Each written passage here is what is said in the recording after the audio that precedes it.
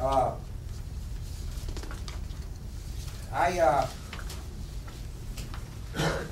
think that this poll is very clear that this is a city that is serious about its future.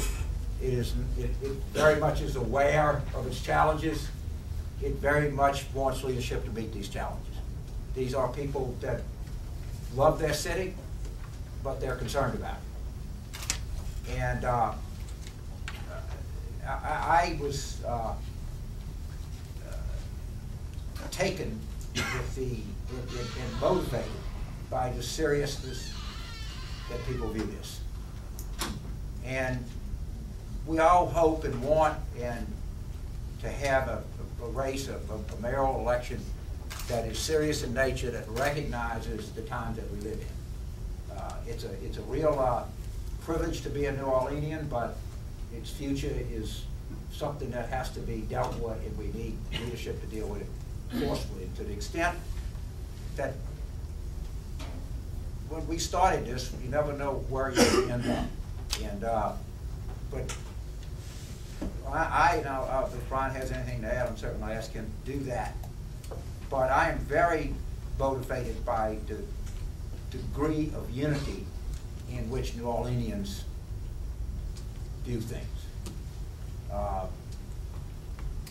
Not to say that we don't have differences in this city, and no one would ever say that, but we are much more alike in many respects than we have to believe. And again, if these candidates go out and they work hard and they talk about the things that matter, my friend Greg Riggleman, and we're going to put a link up on our site, has some really fascinating things about rebuilding and neighborhoods and housing here. We're getting a terrible problem with affordable housing in New Orleans. There's many things to address. I urge you to look at that. But I think in the end, when you read this poll, it makes you proud to be from here. And it makes you proud of the people that live here, because they're not Pollyannish, they're realistic about their problems, but they sense that they know what they want to get done, and we just got to be sure that we have an election that does that. And it really has been an incredible project. These kids in school, all across the board, I mean, everybody has worked really hard on this project. And Brian, if you have anything that you want to add. Yeah, I just want to make two final points. If you guys take two things away from this poll, keep in mind that this is an opportunity for the voters of New Orleans to tell the candidates, the potential candidates, the people who are thinking about running, what's important. And the 2 points that you ought to take away from this is, one, the voters of New Orleans are engaged. Okay, we first discovered this in the focus groups when we found what we consider just extraordinary understanding of current events. They were really in touch with what was going on. They were able to cite things in the focus group that had just been released in the media that afternoon or the day before. They were really paying attention. They really have an understanding of key players. They knew police chiefs back 2 or 3 incumbents back who was police chief. If you go to any other city in America, they're not going to know who the previous police chief is, and most of them aren't even going to know the current police chief. The citizens, both African American and white, are engaged in this process. They care about this upcoming election. And the second takeaway point for potential candidates is that while race is important, the races in this city are unified in that there are really important problems that the next mayor has to address. And it's not just fighting old racial battles. We need to fight corruption, we need to fight crime, we need to improve the schools, and we need to improve the business climate. And both communities really are in agreement on that. So, all right, we're going to take questions for a few minutes. All right, there's only one more thing we take question. Jim Gersey and I, we worked together in Israel in 1999, and we both said the level of engagement here reminds you of Israel. Everybody knows everything that's happening at the time. Okay, we got a question. Yeah, James, just a few housekeeping questions. Is this survey going to be online? Online. Everything is going to be online. What's the address? I'll send it. Okay, you signed in on the email to 21. Margaret@decoa.com. Yes, and every banner point. There's nothing that I don't know that you can't find out. That I know that you can find out. Great. 2, will you be repeating this poll as the election moves on? Probably. This is not. We haven't. But everybody was so engaged with this. I think I could get our organization to do this again. I expect it. I hope to. I don't have to tell you, this is not a cheap poll. This was not done. This was not. This was not done very expensive. And 3, was there anything that surprised you? Yeah. Yeah. Honestly, the seriousness that people took it and the kind of unanimity across every kind of line in this community about what was really I've seldom, I've worked in 18 countries, and I always think you go into something thinking you know something, and you go out and finding out that you don't know as much as you thought. I'd say that, Brian, we've certainly I was surprised, taken aback by how religious the level of how is it really a city of faith. A lot of things. It also was how serious people are about this. I didn't expect it that we had the kind of number, the levels of engagement. Yeah, it was surprising and it was gratifying, but it was sobering at the same time. Ms. Landrew, I guess he's still sitting on the fence and really doesn't know. I mean, I'm not consulting on that, like that.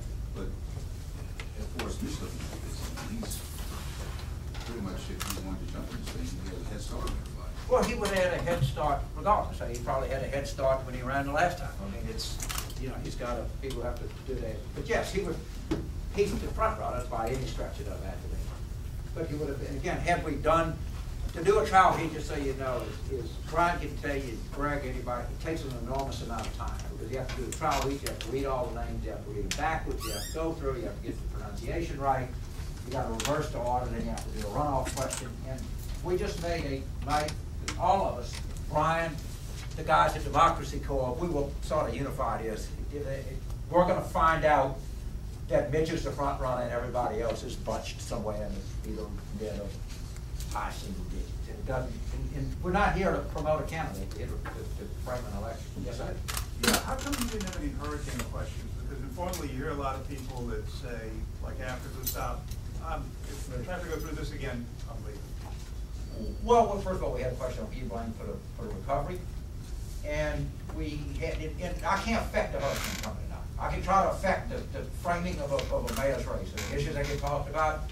When the day comes that I'll be able to affect the way a hurricane is, but we get who you blame for recovery, or the schools getting better. I mean, we certainly use Katrina as a reference point. And I think inherent in when you consider leaving the city is a sense of another storm coming. But that doesn't. You didn't say what kind of mayor would you look for in the characteristics. What kind of leader would you look for in a hurricane? No, but we can ask it in the next one. What is it? I don't know. I don't know. Probably. Yeah. I'm sorry. Hey, if Mitch Landrew is such a front runner based on the poll, you know, people are looking for a politician, somebody who can navigate political waters, how late could he get in the mayor's race? People are already starting the campaign. Could he wait to early 2010 before he jumps in if he has this much of a head start on everybody else? You know, I mean, the real answer is I don't know, and I'm really trying to stay out of that end of the business to get it framed right. But like anything else, I mean, I think whoever runs, one of the things I think that voters are going to be looking for is commitment. You know, and so I suspect that he runs, he knows what he's facing, and he'll be pretty committed. But I don't know what I don't have a particular date in mind. Can I say one additional thing on the Landrew point that several of you have been asking about Landrew? One thing that I want to emphasize is that we do ask one question about would you support or would you not support Landrew. But there's two explicit reasons why we didn't do a lot of trial leads.